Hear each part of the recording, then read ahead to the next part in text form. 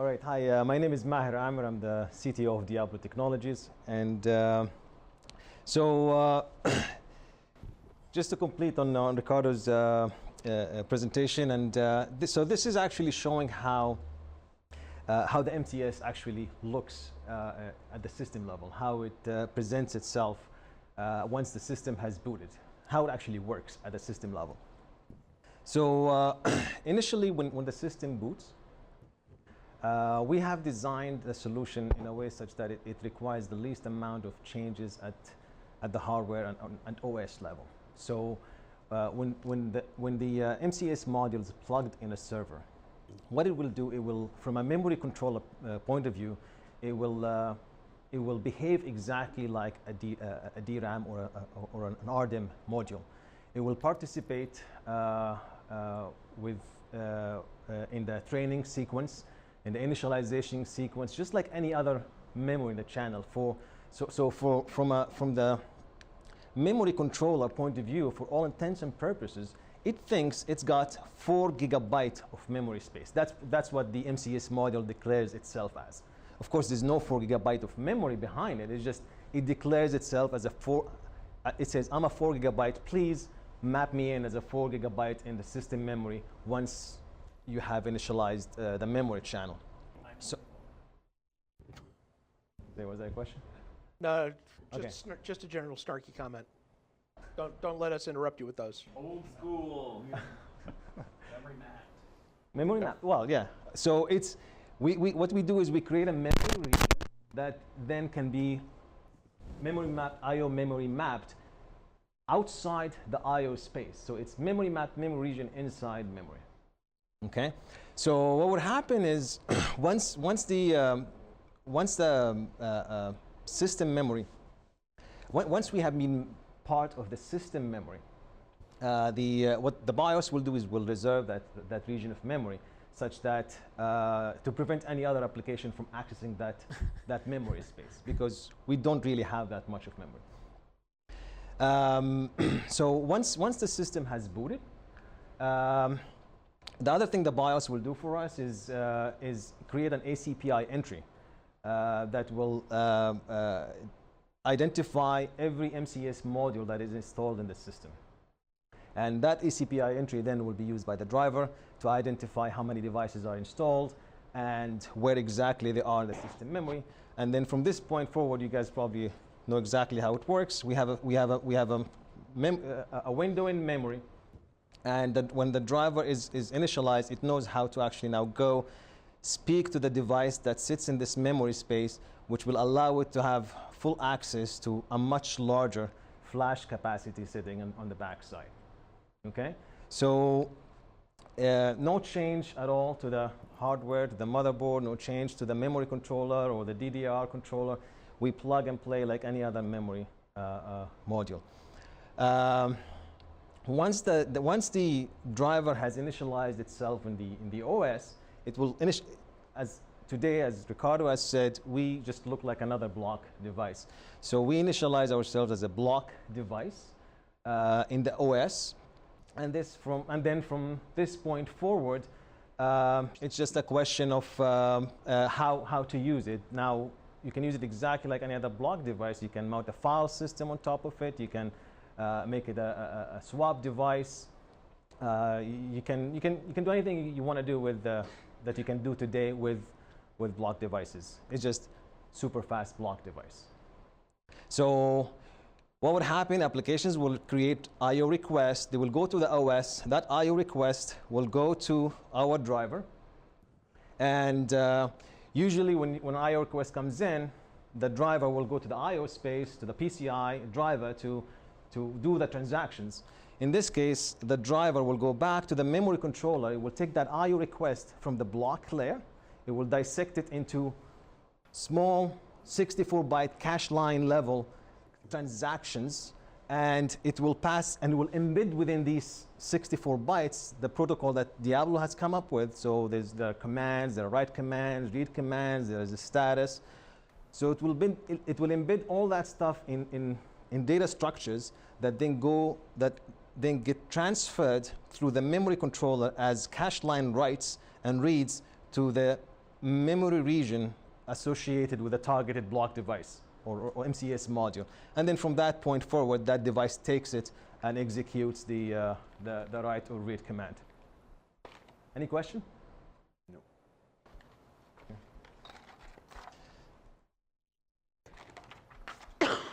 So how does it know which? What you do? I don't know. That's it. We're done. Presentation is over. Did I turn this off? That's what you did, Tom. It's all your fault, Tom. Yeah, he was secretly using I said the too much. loaner MacBook instead of the one. That's what a Sorry for that. MacBook does. Sorry, there was a There was question? a question? Yeah. So how does it know when you've got this cache line that was dirty, that which flash address it's going to go to? There must be some sort of protocol or some sort of metadata that goes along with this cache line and says it's actually supposed to be block 27 in this Yeah. 400 gigabyte, 4 gig memory map device. So again, to be clear about today and tomorrow, today it's just a block device. So you get a 4K, you pass it on, you read a 4K. Yeah, but when you go to the CPU, it's actually a cache line that's being updated, right? It's actually, when I go to the CPU, all what I'm doing is I'm copying data from system memory to another system memory. So it's a simple mem copy. We use non-temporal writes so that we have a whole writes? bunch of flash cache management. Sorry, say again? Non-temporal rights. Google. So we Californians should know about anything Oh, yeah. temporal or non-temporal. just, I mean, one on the of the inside. one of the big challenges we had to go through actually is having an IO device in memory and dealing with all the caches and cache coherency and being able to communicate with that device properly and not having some cache line stuck in the cache inside the processor and not making it into the device and so on. So there was a lot of work around that area. But to answer your question in terms of cache line being dirty, transactions that come from the driver are two types, either commands Okay, yeah. or yeah. data. Yeah, I got you. Commands are created by the driver, so you use registers inside the CPU, you create a 64-byte command and then boom, push it on the DDR channel. Right. Okay? Once it does make it to the device, it gets decoded. There are cases where you really want to access directly the device and get access to the memory, right? Yeah. Almost as if you got the data, you want to write it to the RAM, you want it to actually make it to the RAM. There are other cases where you want to leverage the fact that the cache, the memory controller prefetches, that you write it to the cache and it's done. So we actually, what we do is we partition the sequences where these must be direct and deterministic, Yeah. and these we want to take advantage of what is the NUMA cache, which is spread out across the processors. Okay. So, you know, it actually, it's a bit of a science if you want the truth. It's, and it changes from processor to processor, it evolves. But this is what Maher's team does, and that's the heart of MCS, is managing the caches in the processor. Does that make sense? Yep, I'm good. Okay, I want to make sure I don't. Okay, so this is actually going inside that MCS module. So this region here, the device that sits and manages this portion of memory, this is actually how it looks inside. So an MCS module consists of two major parts: the MCS chipset provided by Diablo and the storage subsystem. And that's the section where you have the flash controllers and the NAND devices. And that's the portion that SanDisk has been talking about yesterday with their Guardian technologies and so on. So that part, I think a lot of talk and description was done on it. So today we'll just focus on this portion of the MCS module, the front end, how we take the DDR signals and translate that into a transaction on the backside to execute writes and reads to flash at the block level. The MCS chipset itself consists of three major parts. There's the physical layer, the DDR3 physical layer. This is simply, I don't want this to sound like as a simple thing. It's very complicated. But it's what its job is to provide the electrical and timing interface. So it is responsible for reliably capturing data and bits going back, coming from the host, and passing that information on to the host management engine on the back side. So I'm not sure if how many of you are familiar with the DDR3 interface, but it's a very stringent, very, like the rules are very rigid. Data commands come at a certain cycle. Data will come in exactly X number of cycles after. There isn't a chance for negotiation or back pressure or anything. Okay, so that's this layer here is responsible. It's got the DLLs, the PLLs, the IOs, and so on. Once data has been captured here, it's then passed on to the host management engine. This is the brain. This is all the intelligence. That's where the MCS protocol is all implemented. That's the engine that decodes, commands, deciphers packets from the host. Just as an example, if you are a piece of software running on the host CPU, right? You're somewhere here, and you want to write a string of zeros to a device in memory, and to do that, you probably just simply do a mem copy from an all zero buffer to the memory interface you want to write to. If you actually plug in a logic analyzer and monitor the traffic that's going in the channel, going to that device, you'll see everything but a string of zeros. So, and that's because the memory controller, what it does, it assumes there's memory behind this interface, so it is allowed to do anything to it. It can scramble it, it can interleave it, it can do whatever it wants to it, as long as the memory controller can undo everything it did to the data in the way out to the host. So that's that's where the IP, that's where the invention that Diablo has come up with, and that's where everything is done here. It's the one that will undo everything, all the it's called signal processing that the memory controller applies to the data, and provide clear deciphered packets that then can be used by the backend interface to create write and read transactions to the flash devices on the backside. Any question? And the back-end interface today is a SATA. Today it's a SATA. It could be anything else. Could be anything.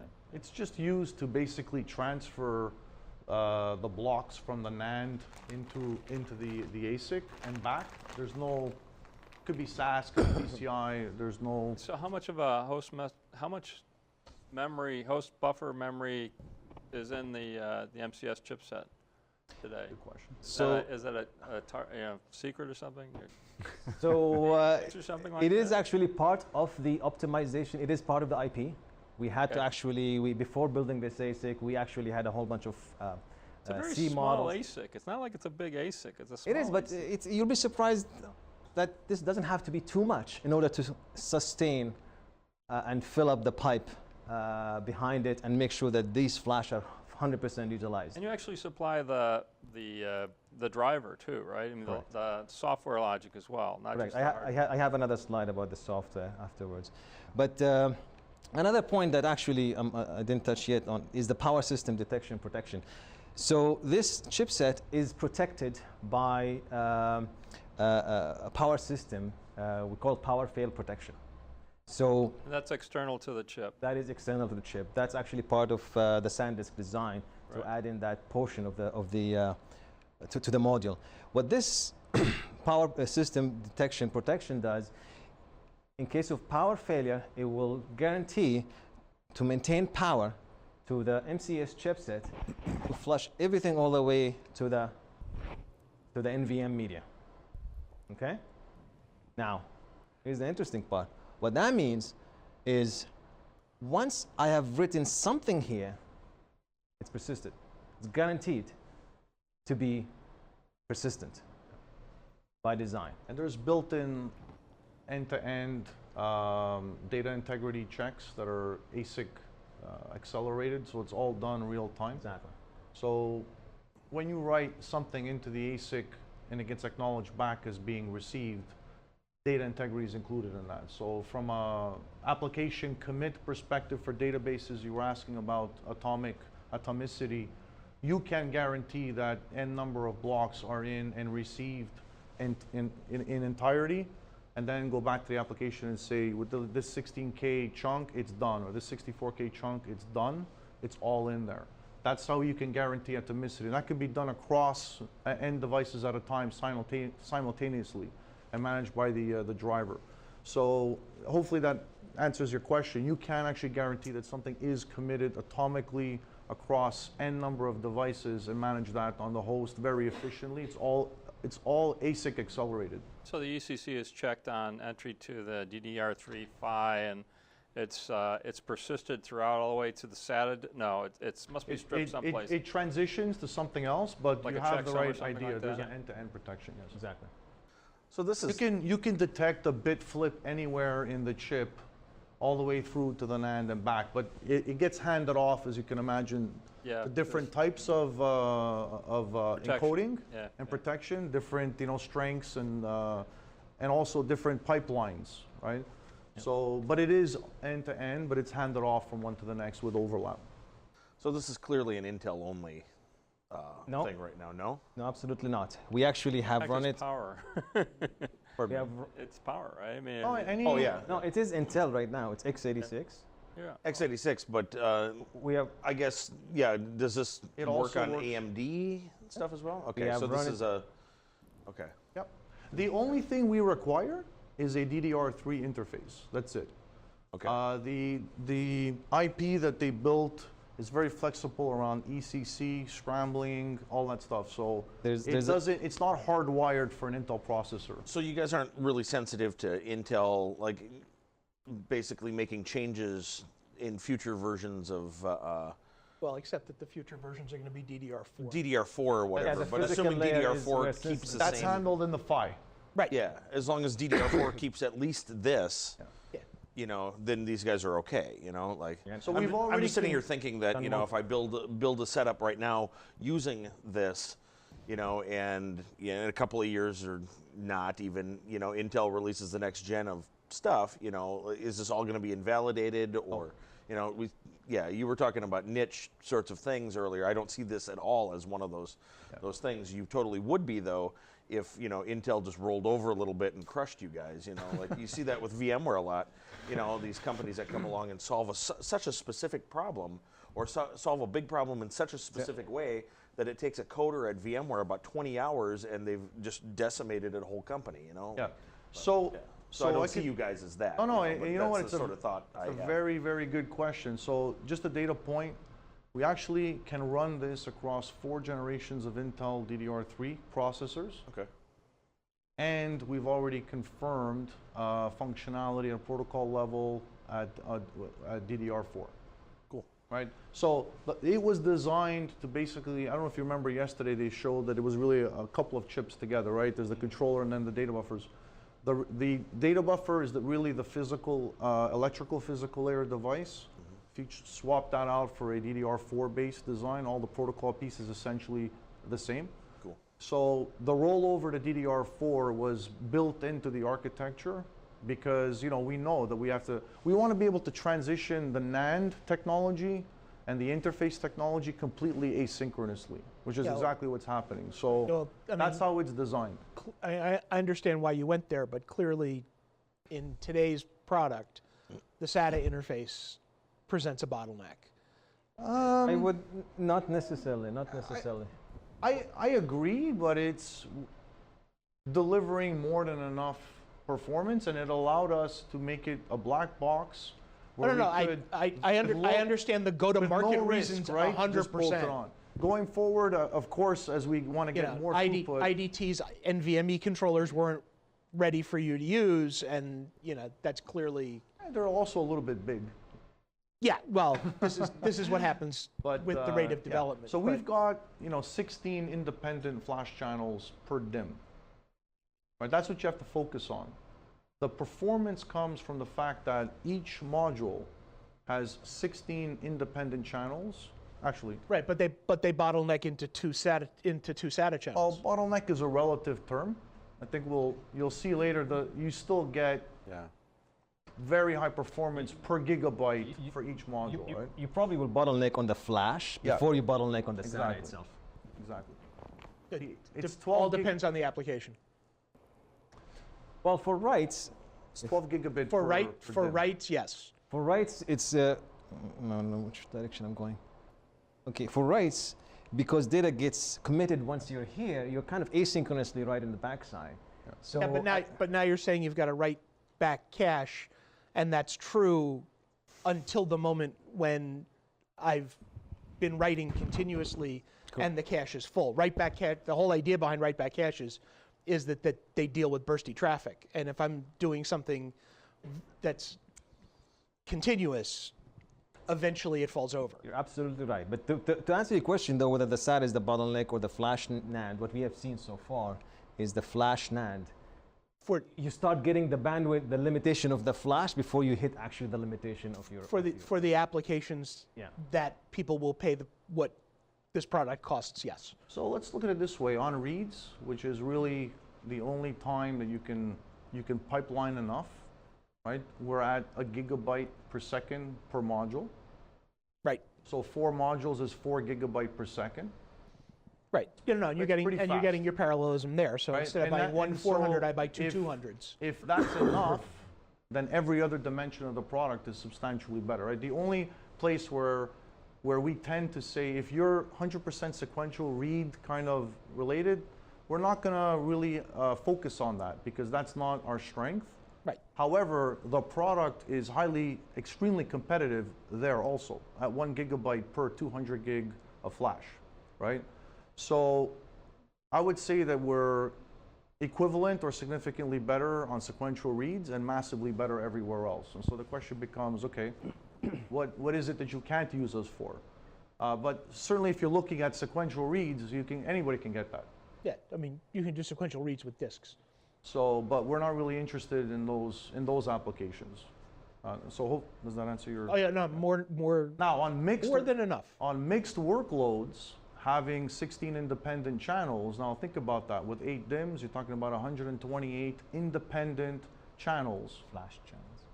Independent flash channels at 2 or 4 LUNs per channel, so a very low LUN count per channel, low contention, massive parallelism. That is where, in mixed workloads, that's where the performance comes from. Yep. And that goes back, and there's one more thing, the flash management, right? We're talking about 6 gigahertz of aggregate flash management, or the equivalent of 2 Intel processors only managing the NAND. All the performance that you're going to see later on, to SanDisk's credit, is with 19 nanometer MLC NAND. So one of the, when Maher's team sized all of the pipes, one of the things you have to look at is the flash management is distributed and managed and sized correctly for the number of flash channels.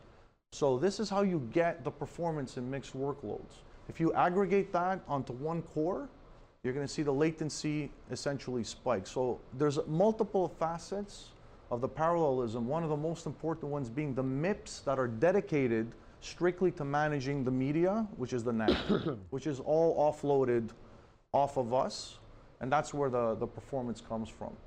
So as you get into 16 nanometer or 1X, this problem is going to become more difficult to manage. And so you're going to have, big pipes on the front end and then very little capability of actually getting the throughput through the device because the MIPS are not there to manage the flash and the channels are not there.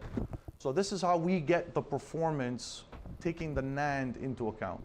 It's a very important aspect of the product. Exactly. So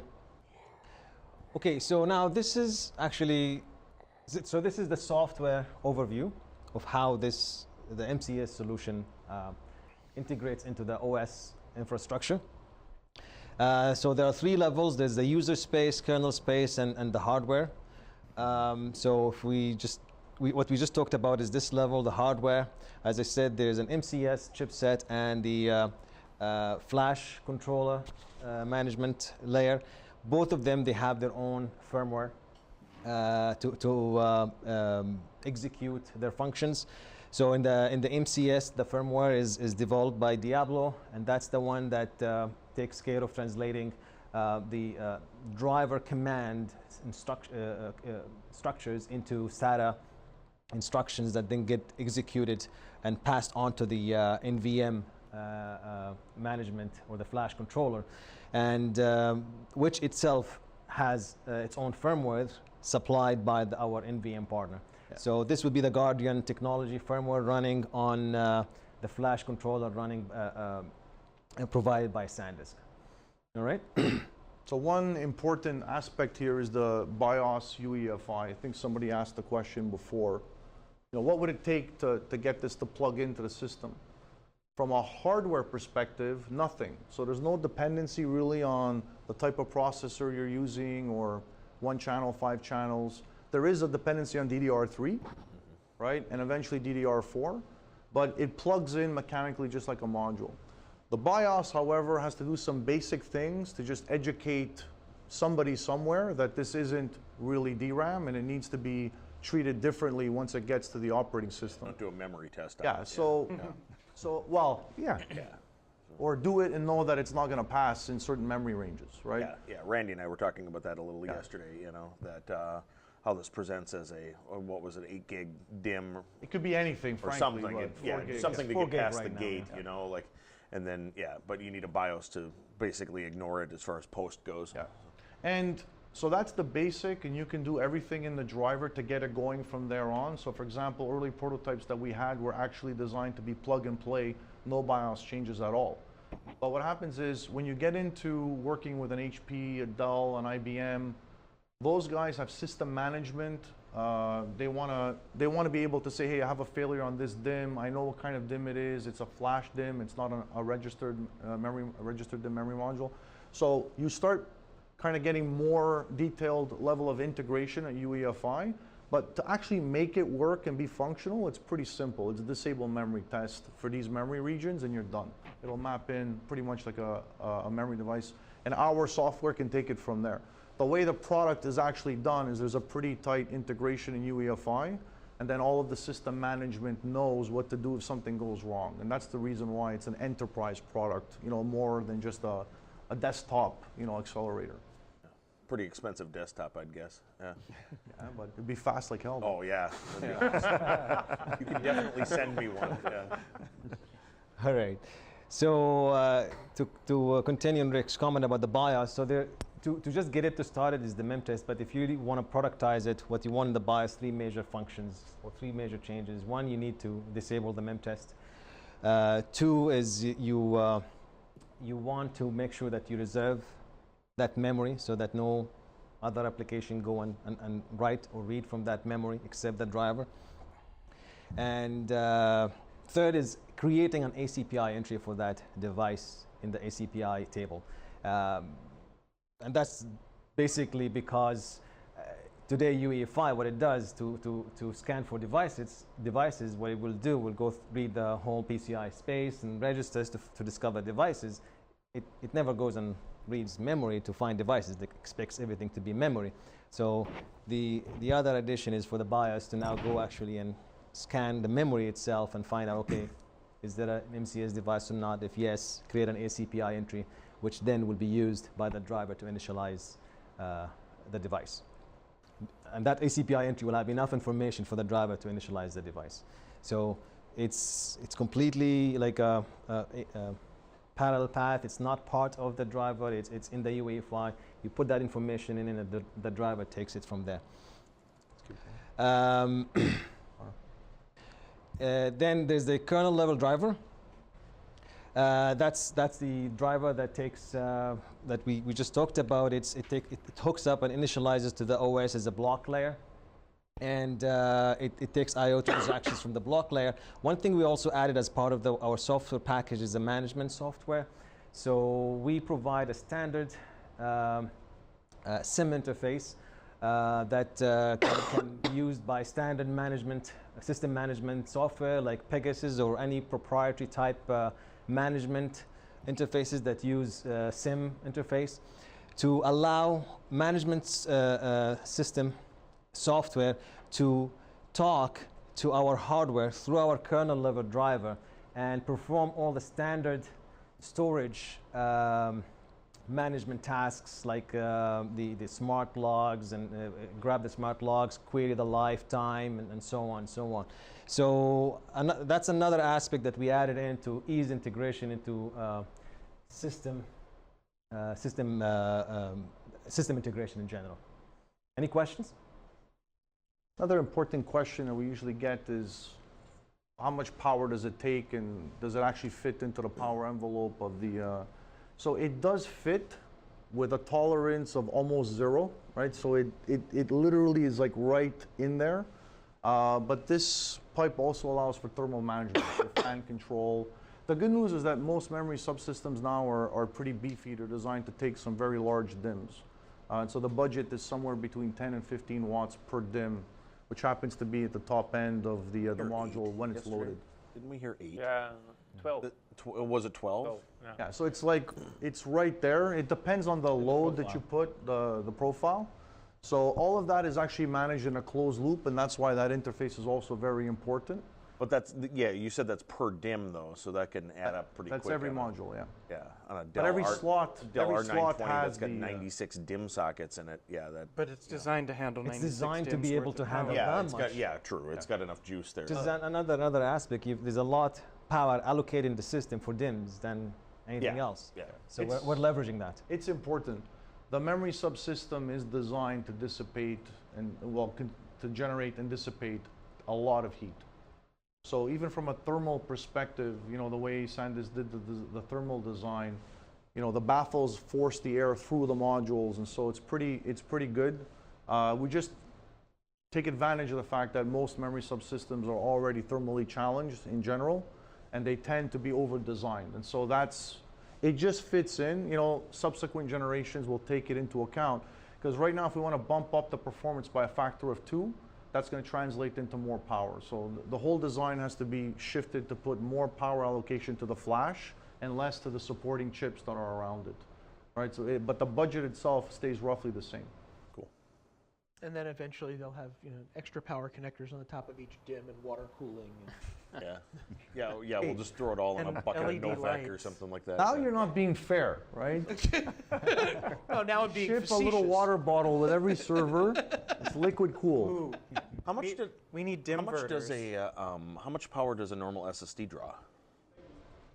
And I'm looking at you because I figured you would know this above all other people. the 1.6 terabyte PCIe SSDs Yeah, actually exceed the slot limit. quality. The So what is that? That's 25 watts. 25 watts. Okay.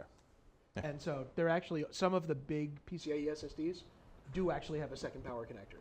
Kind of like the And, video cards. and their own fan to blow data. But the blow advantage you data. have with PCIe is you have accessibility to the back. Yeah, you've got space to there. blow and, your own air yeah, out. you can- So that actually is Well, an that's interesting question. Not an advantage because it's already built in for the servers for the memory subsystem. So there's nothing to do in our case. yeah. Right. You're writing on There's the infrastructure that's nothing there already. to do in our case. He's just saying that You have to they're do already less, but can't do more. they're abusing a different section of the infrastructure. Yeah, I think, yeah. I mean, it's a bit like a GPU, right? So an NVIDIA GPU consumes like 6,000 watts. You got to put a fan on it, but it's fast, right? So Yeah. I use them to warm my house. That is an interesting And question. game at the same time. I mean, particularly at enterprise, that's one of the concerns is increased power and heat in data centers. So, and it's one thing that's driving some people to use ARM chips for certain things because they're low power Yeah. consumption. I would say it's neutral, right? Like the power that we consume is essentially at some point dominated by the NAND. And so when you put all the different solutions up against each other, they're gonna kind of look the same. The question is, do you have some artificial ceiling that actually limits the performance of the drive? Like what you don't want is that they turn off all these limits. They say, hey, here's what it can do. But then in practice, when you deploy it, all the limits have to be there because the product has to survive for 5 years, and then you don't get the performance that's advertised, right? So that's where the little loops have to go through, where you have to add a fan or whatever. In our case, what I'm saying is everything is designed to perform at spec and have the endurance. And that's all done with a closed loop system management, where if things are getting to a certain temperature, the fans will actually kick up and cool it down. So it's all integrated. and the memory subsystem is the biggest power budget in the whole server. All right, so really what we're doing is instead of having the dissipation on a memory DIMM, we actually replace that DIMM with the flash. So it's all taking advantage of infrastructure that is already there, and it's very straightforward. You know, we don't need anything special. Well, and that infrastructure that's already there is already hot swappable. It's already, you're talking about capacity, but you know that little fan that's on the PCI card that Howard's talking about is probably not of the same quality that the system fans are. You know, it's not managed in the same way. It's, you know, it collects dust. It's of the same quality as the fan in my laptop. Oh yeah, you may not have caught it, but he disrupted the whole conference the other day by the fan basically seized up and died. You know, you could hear it on the stream and everything. And yeah, so the Yeah, I think we're all saying the same thing. The idea here is the cooling is part of the integrated system management, which is very important in an enterprise application. The other thought that I had was that you also need to remember you might be trading off against power being expended elsewhere. You know, doing your strategy here versus, you know, a separate disk array or something like that. People need to have a more holistic thought rather than, oh my God, my server went from 300 watts to you know 700 watts. Yeah. On the other hand, I eliminated 150 short-stroked 15K RPM drives. Yeah. By adding something like this. Yeah. Where most data centers are still in the flash solution will use less power than getting anywhere than how they're getting that many IOPS today. Oh yeah. And now, that's exactly we're coming to the end of that, and so we can start talking about competing flash solutions. But for most people, it's still flash will save you power over short-stroking drives, and it's why it's such a big market. It's why it's so explosive, such a hot topic, because it is that disruptive from a total cost of ownership or total power envelope of the solution. Yeah, we tend to focus at the system, but really you have to look at the whole deployment, you know, from a power budget perspective, and definitely that's where it starts to flash looks interesting. You know, you start getting into the details that, you know, now the server aisle is generating. You know, I'm going to have to swap out the 70%, the 30% perforated tiles for the 50% perforated tiles here because But you can just take them from where the storage was. Right. You know, like it's just moving it around. You know, so last comment on the the driver piece of it, and then I want to get into some use cases, also sensitive a bit to the time.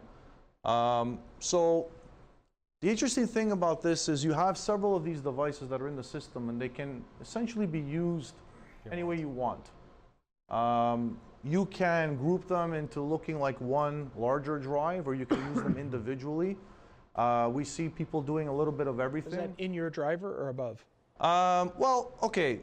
So there's the low-level data management that is clearly in our driver, and then there's the equivalent of a RAID 0, which will bond them and make them look like a logical device. Believe it or not, in Linux, for example, we use the built-in RAID. Right. It's very fast, right? Like we see no overhead whatsoever. We can change the chunk size or the stride size going to each device to get the maximum throughput. And we basically use the Linux RAID to bond the devices or split them up into different logical. Unfortunately, logical vSphere has no volume manager. So there's a different strategy for things like Windows and ESX, but it's still the same concept. You can put a file system across all of them and look like it's one logical drive. For example, in Windows, you can do it at the file system level, or you can treat each one as an individual drive. Right, but in vSphere, if I'm not going to treat each one if it's not going to see each one as a separate SSD, you've got to do it in the driver. Well, there the management is done at a lower level. Fine. That was really just, if I want to, can I do something like vSAN can actually go and take several volumes and start doing that. And so again, it can be done very easily, and everything is partitioned, and we can partition at different levels. My point was there's a lot of flexibility here in terms of how you can deploy it. You can make it look like one big drive or several little ones that are being used, by different applications in parallel. There's no rule. You can do whatever you think is the right thing for you. Okay. Another thing is in terms of the device groups. how many drivers do you need? Well, in general, there's usually one driver, but it's partitioned into several threads that are managing different devices. On one physical socket, it's very straightforward, but as you start to scale to something like an 8-socket system, again, all of these devices are essentially connected through NUMA, and so the driver architecture, tends to evolve to something that's a little bit more elegant. And we have an architect in Maher's team that built that. It's very fast, very, very thin, but it scales across n number of NUMA nodes, and that's part of the advantage that we have. And so the thread management and the driver management is a key piece of the performance of the product. You really want the data to somehow be local to the device and then have the memory copies being done as fast as possible. So there is an optimization phase that a lot of advanced users will go through in terms of pinning the application, pinning the drivers, making things work with the lowest amount of latency possible in a NUMA environment. Okay, and our team helps with that, but a lot of the advanced users tend to go and experiment and then tune it to get the type of results that they are expecting. Okay, we talked about the ecosystem. Are there any questions really about the ecosystem? Otherwise, I can move on with this. Just when is Supermicro going to announce that they have support? Because they do. Oh, they were demonstrating at CeBIT, were they not? Yeah, it's. So, look, we want to be careful, right? I mean. No, look, facetious question. You can't answer for them. Just keep quiet, then I'll keep talking. But no, the whole. Second best comment. No, I said I'll just keep quiet and keep talking about this. I didn't tell him to keep quiet. But maybe I should. Wouldn't be the first. It's funny. Stephen does it all the time. Okay. We love you, Howard. Okay. Well, look, the idea is for us to enable as many OEMs as we can, right? There's a certain amount of work that's involved. We're focusing on, select partners for this generation of the product, along with SanDisk. Both our businesses at stake. But you can expect to see this year more of them come online for sure, and I think that's a good thing for the industry. Okay, so in terms of getting to the operating systems, we support, I guess, the 3 more mainstream operating systems and different variants in between. Linux, there's RHEL, SLES, CentOS. The major Linux releases and versions and variants we support. Obviously, several different versions of Windows and VMware. We support all of the hypervisors also, KVM, Hyper-V. So any of the virtualized environments could take advantage of us. And getting back to the original question, the toughest one is actually VMware. Believe it or not, the management of the hypervisor is completely different. The way it uses CPUs and threads is completely different, and it was a challenge to actually get it to work and perform properly. And we're still not done, frankly, in terms of optimization. Linux was always the easiest, Windows in between, VMware the toughest, right? But they're all supported. Is this bound to any specific VMware ESX version yet? We do. It is, right? 5.5? 5.1.5.5. 5.1, okay. Yeah, 5.4 and 5.5. Are you guys planning on doing anything, releasing the drivers for this up into the Linux kernel so that it works just natively? Yeah. Awesome. We have yes. Yeah, a lot of our software guys are very religious about, hey, right, the open source community, so absolutely. Well, it's religion, but it also makes good sense because then it just gets maintained along with everything else. Yep. And a guy like me just that's been Dell's value proposition for many years with Red Hat. They work closely with Red Hat so that I can just pop in the disk and it all just works. Yep. This is new, clearly, and it won't work like that for a little bit, but if you guys could get it to that point, that would be much appreciated by everybody out in the field. That is the plan. Cool. That is definitely the plan. Okay, we talked about the relationship with SanDisk. I do want to say that a lot of the performance of the product, I mean, the reality is from what kind of data can we get in and what kind of data can we get out? If we just look at this product and did it in a loopback type mode and didn't have to worry about the media, the performance would be numbers that you wouldn't believe. There is the reality of eventually the data needs to get to the NAND, right? And I think the architecture plus the quality of the subsystem that SanDisk is delivering both combine, to the performance of the product. They really deserve a lot of credit for building a top-notch subsystem that delivers the performance and the endurance at the same time. And I think it's been a really good partnership. And a lot of the the amazing performance is really a combination of both our interface and their subsystem combined. If you added a poor subsystem behind MCS, it would make it look good, but nowhere near as good as what we're getting with the SanDisk stuff. So they deserve a lot of credit for a lot of the performance that we get.